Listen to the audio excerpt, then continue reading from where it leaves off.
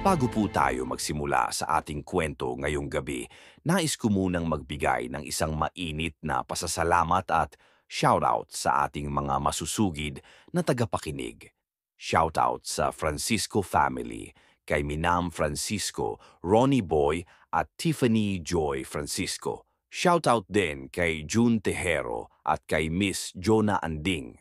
Kasama rin ang Villar family, sina Lolita Villar, Reynaldo Villar at Renaline Villar. At syempre, isang malaking pasasalamat din sa lahat ng ating mga tahimik na subscribers na kahit hindi nagpaparamdam ay walang sawang nakikinig at sumusuporta sa atin. Maraming, maraming salamat po.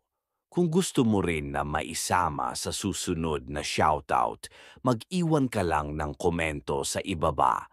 Simulan na natin ang kwento. Magandang gabi. Ako si Mr. Kira. Sa ating mundong abala at puno ng ingay, may mga kwento na isinusulat sa katahimikan ng gabi. Mga lihim na hindi kayang ikwento ng sinuman, maliban sa mga nakaranas nito mismo. Isang driver ng jeep ang nagpadala ng liham sa akin. Isang kwento ng biyahe na hindi niya malilimutan kasama ang pasaherong hindi niya kayang tingnan ng direkta. Ihanda ang sarili dahil ito ang karanasang nagdulot sa kanya ng takot na hindi pa rin niya matagpuan ang katapusan. Hindi ko alam kung paano ko sisimulan ang sulat na ito. Hindi ako sanay magsulat ng mga liham, lalo na ng mga kwento tungkol sa sarili ko. Ako ay isang simpleng jeepney driver lamang na kumakayod gabi-gabi para may maipakain sa pamilya.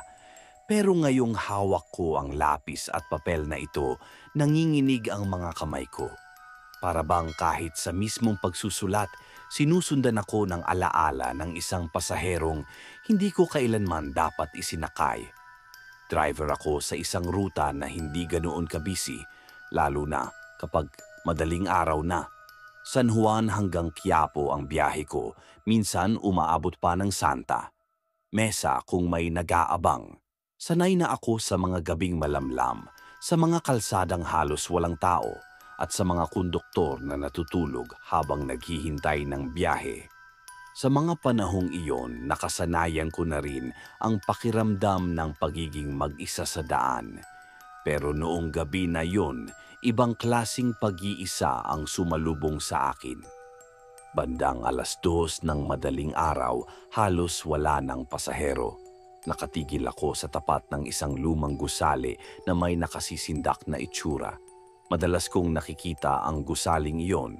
Madilim, nakatirik ang lumang poste ng ilaw na parang anytime, bibigay at mawawala ang sindi. Tahimik ang paligid, maliban sa ingay ng makina ng jeep ko na parang humuhuni sa kawalan. Akala ko wala nang sasakay, pero may isang anino ang lumapit. Una kong napansin, mahaba ang katawan at tila payat. Nakaputing polo na gusgusin at nakaitim na pantalon. Mabagal itong naglakad papalapit, parang pagod na pagod. Sa loob-loob ko, buti naman at may isa pang pasahero bago ako bumalik sa garahe. Pagsakay niya, hindi agad ako lumingon. Nakatingin ako sa kalsada habang pinapainit ang makina. Ngunit nang marinig kong naupo siya sa dulo, doon ko lang napansin na sobrang tahimik niya. Wala man lang kahit anong kaluskos ng paghinga o paggalaw. Nag-abot siya ng pamasahe, 10 piso, na may malamig na kamay. Para akong nakahawak ng yelong tuyo at sa lamig na iyon kinilabutan agad ako. Sa Quiapo po, mahina niyang sabi. Narinig ko ang tinig niya pero parang may kulang. Mahina, pabulong, at walang emosyon. Pinaliwala ko yun, iniisip na baka pagod lang siya o lasing. Pinatakbo ko ang jeep tuloy-tuloy sa kahabaan ng ruta. Sa likod ng salamin ko, napansin kong nakaupo siya ng diretsyo, hindi gumagalaw, nakatitig lang sa harapan. Mga ilang minuto pa, bigla kong naisip na hindi ko man lang nakita ang mukha niya. Kaya nang sumilip ako sa rearview mirror, doon nagsimulang manginig ang buo kong katawan. Mr. Kira, wala siyang mukha. Hindi ko maipaliwanag kung paano, pero kung saan dapat naroon ang mata, ilong at bibig, ay makinis na balat lang, parang nilapat ang isang maskara ng laman. Walang butas, walang linya. Isang malinis na balat lang na naguunat sa ulo niya. Napalunok ako, halos mabitawan ng manibela. Pero pilit kong kinukumbinsi ang sarili ko. Baka guni-guni lang, baka dahil sa ilaw ng poste o dahil antok na ako. Kaya inilinga ko pa ng ilang beses ang salamin, umaasang magbabago ang nakikita ko. Pero hindi, Mr. Kira, hindi nagkamali ang mga mata ko. Wala talaga siyang mukha. Nanginig ang mga daliri ko sa manibela pero wala akong lakas ng loob para huminto. Naramdaman kong nakatingin siya diretso sa akin kahit wala siyang mata. Para bang alam niyang natitigan ko siya at natuklasan ang kanyang lihim. At doon nagsimula ang gabing hindi ko na malilimutan.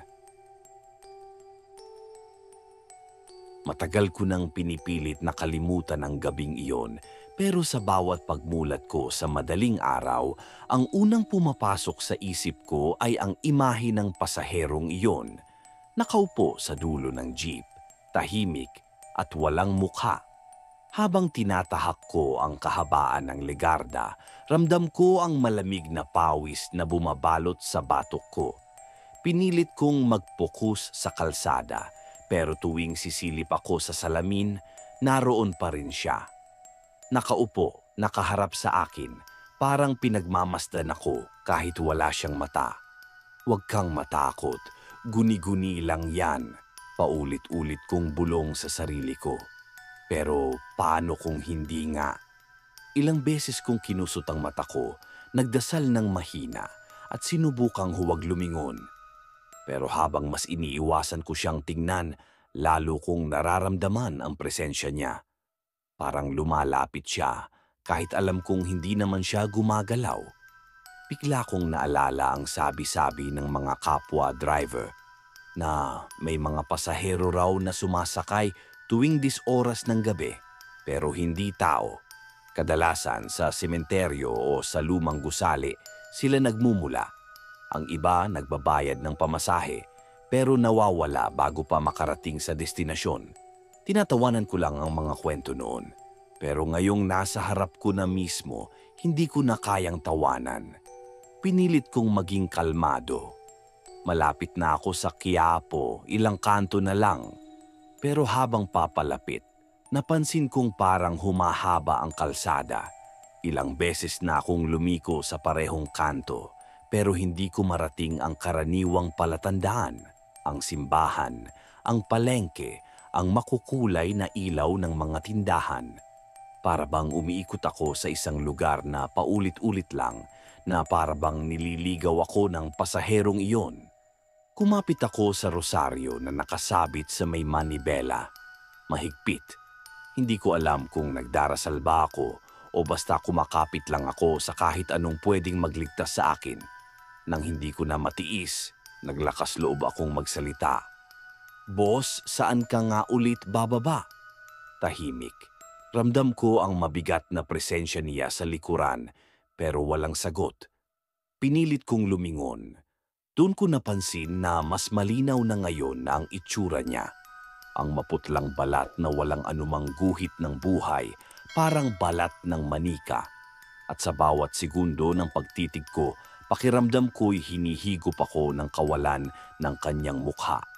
Napakadyot ako ng preno, muntik nang sumalpok sa gilid ng kalsada.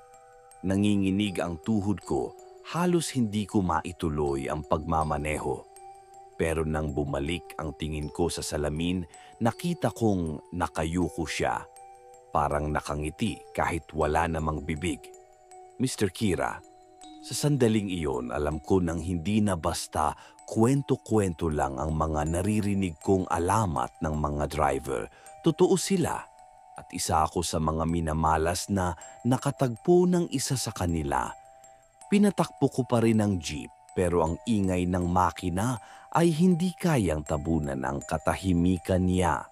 Parang bawat paghinga ko ay naririnig niya at bawat tibok ng puso ko ay sinusundan ng kanyang malamig na presensya. Hanggang sa makarating kami sa lugar na hindi ko inaasahang madaraanan. Habang pilit kong pinapatakbo ang jeep, ramdam kong parang unti-unting nagbabago ang paligid. Sa halip na maliwanag na kalsadang pamilyar sa akin, napansin kong nagiging mas madilim at mas tahimik ang daraanan ko.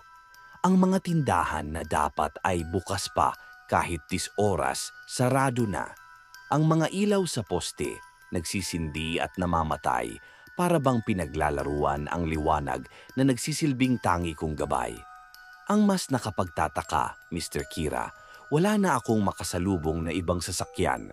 Sa ruta kong iyon, kahit pa madaling araw, sigurado akong may mga bus, taxi o kahit ibang jeep na dumadaan. Pero sa gabing yon, ako lang ang nasa kalsada. Ako ang jeep at ang pasaherong walang mukha. Naririnig ko ang bawat kaluskos ng gulong sa simento, ang bawat ugong ng makina. Pero higit sa lahat, naririnig ko ang katahimikan sa likod. Ang katahimikan ng pasaherong nakaupo, nakatitig at hindi gumagalaw. Sa mga oras na iyon, hindi ko alam kung saan ko pa dinadala ang jeep. Basta pinatakbo ko lang ito, umaasang sa susunod na kanto ay makakakita ko ng ibang tao, ng liwanag, ng kahit anong sinyalis ng normal na mundo. Pero sa bawat kanto, pareho ang eksenang bumubungad, madilim, tahimik at tila walang katapusan. Napaisip ako, baka patay na rin ako. Baka ito na ang purgatorio at ang pasaherong walang mukha ay siyang kasama kong maghahatid sa akin sa huling hantungan. Pero hindi pa rin ako tumigil. Nagpasya akong muli siyang tanungin. Boss, Quiapo, di ba? Mahina kong sabi, halos nanginginig. Muli, wala siyang sagot. Ngunit sa pagkakataong ito, narinig ko ang isang mahinang tunog. Huni ng tila boses na hindi malinaw kung saan nanggagaling. Hindi siya salita kundi parang bulong na paulit-ulit. Para bang isang dasal sa wikang hindi ko maintindihan. Diyos ko, napabulong ako sabay kapit sa rosaryo. Pero nang humawak ako rito, bigla itong naputol. Ang kwintas ng rosaryo ay parang kusa na lang naghiwa-hiwalay at ang mga butil nito ay kumalat sa sahig ng jeep. Lalong bumilis ang tibok ng puso ko at saka ko naramdaman na hindi na kami nag-iisa sa jeep. Sa rearview mirror, nakita ko na parang may mga anino sa gilid ng upuan. Mga hugis ng tao na walang mukha rin, nakaupo, nakatitig at unti-unting dumadami. Hindi ko sila nakitang sumakay, pero naroon na sila, puno na ang jeep. Hindi ako makapaniwala sa nakikita ko. Ang bawat anino, nakayuko, tahimik, ngunit ramdam kong nakapako ang kanilang atensyon sa akin. Wala silang mukha, pero dama ko ang bigat ng kanilang panonood. Pinilit kong wag tumigil, pinilit kong wag lumingon, pero habang binabaybay ko ang tila walang katapusang kalsada, unti-unti kong naramdaman ang pagbaba ng temperatura. Para bang nasa loob ako ng isang freezer at bawat hinga ko ay may kasamang usok ng lamig. Hanggang sa isang sandali naramdaman ko ang malamig na kamay na dahan-dahang dumampi sa balikat ko. Hindi ko na alam kung paano ko naituloy ang pagmamaneho. Ang tanging alam ko lang, Mr. Kira, ay nasa piling na ako ng mga nilalang na hindi dapat sumakay sa jeep na iyon. Hindi ko maipaliwanag kung saan ako kumukuha ng lakas ng loob ng gabing iyon. Ramdam ko ang lamig ng kamay na dumampi sa aking balikat, pero sa halip na tumigil o bumaba, mas lalo kong pinaspasan ang takbo ng jeep. Ang manibela halos mabaliw sa higpit ng pagkakahawak ko. Ngunit habang pinipilit kong iwasan ang takot, unti-unting nagbago ang paligid. Ang kalsadang dapat ay papunta sa Quiapo, biglang nag-anyong makipot na daan. Wala na ang mga tindahan, wala na ang mga ilaw. Sa halip, mga punong matataas at sementeryong tila walang hanggan ang nasa magkabilang gilid. Hindi ko alam kung paano ako nakarating doon. Hindi iyon bahagi ng ruta ko. Pero naroon ako nagmamaneho sa gitna ng lugar na tila inagaw mula sa mapa ng Maynila. Sa rearview mirror, nakita ko na ang jeep ay puno na ng mga aninong walang mukha. Hindi ko sila naririnig, hindi sila nagsasalita, pero dama ko ang kanilang presensya. Ang bigat ng hangin, ang amoy ng lupa at kandila, at ang pakiramdam na para bang nasa loob ako ng isang libingang buhay. Hanggang sa marinig ko ang kanyang tinig muli. Mahina, malamlam, at walang damdamin. Dito na lang. Halos mabasag ang tenga ko sa pabulong niyang iyon. Parang hindi tinig ng tao, kundi bulong na galing sa ilalim ng lupa. Napatingin ako sa kalsada. Sa unahan may lumang arko ng sementeryo. Nakasulat sa kalumaan ang pangalan, pero halos burado na ng panahon. Ang mga pader ay kupas, ang mga nicho ay nagsisiksikan sa loob, at sa mismong harap ng gate, may espasyo kung saan pwede akong huminto. Dito ka ba nakatira? Tanong ko, kahit alam kong wala akong sagot na makukuha. Itinigil ko ang jeep sa mismong harap ng arko. Nang lumingon ako, wala na ang mga aninong nakaupo. Ang tanging naiwan ay siya, ang pasaherong walang mukha. Dahan-dahan siyang tumayo. Ang bawat galaw niya ay mabigat, para bang bawat hakbang ay sinasadya. Bumaba siya ng jeep, hindi man lang tumitingin sa akin. At nang marating niya ang harap ng arko, huminto siya saglit, sabay lumingon sa akin. Mr. Kira, wala siyang mata, pero sigurado akong nakatitig siya sa akin. Sa ilang segundong iyon, dama kong binabasa niya ang kaluluwa ko. At saka siya pumasok sa loob ng sementeryo. Nanigas ako sa kinauupuan ko. Hindi ko alam kung tatakbo ba ako o magdarasal.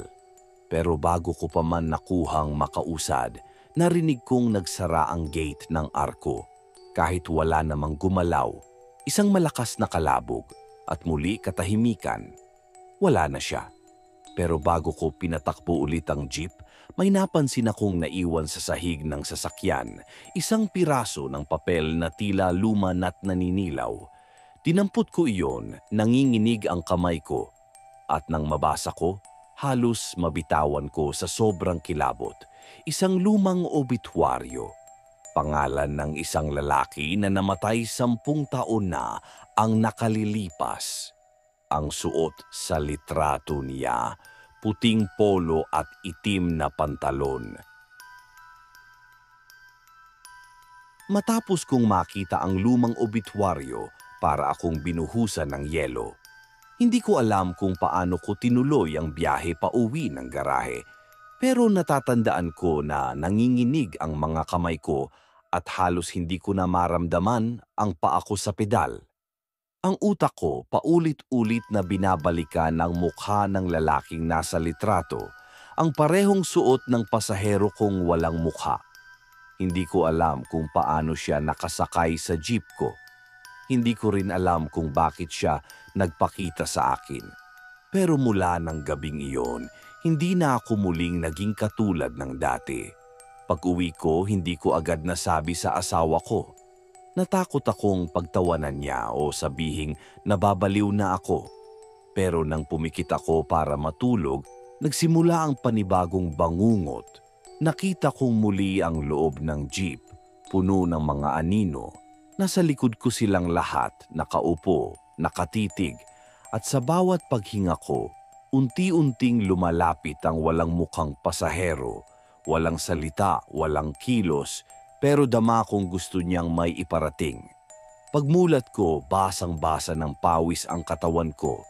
Madaling araw iyon, at naroon sa tabi ng kama ang obituaryong iniuwi ko.